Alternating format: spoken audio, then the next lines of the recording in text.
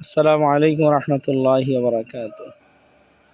সুপ্রিয় দর্শক শ্রোতা, আমি আপনাদেরকে বরাবরের মতো আজকেও যে কথাটা বলবো, সেই কথাটা আশ্চর্য হওয়ার কিছু নেই। আসলে আমি ভাইরাল হওয়ার জন্য কোনো ভিডিও বানাই না।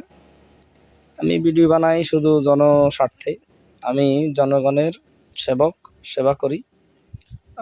ভিডিও দিয়ে মানুষকে সহযোগিতা করার চেষ্টা করি, কিছু তথ্য দিই এবং কিছু সহযোগিতা করার জন্য চেষ্টা করি। তবে আমি বেশিরভাগ যারা বেকার রয়েছে এবং স্টুডেন্ট রয়েছে তাদেরকে নিয়েই বেশি কাজ করি।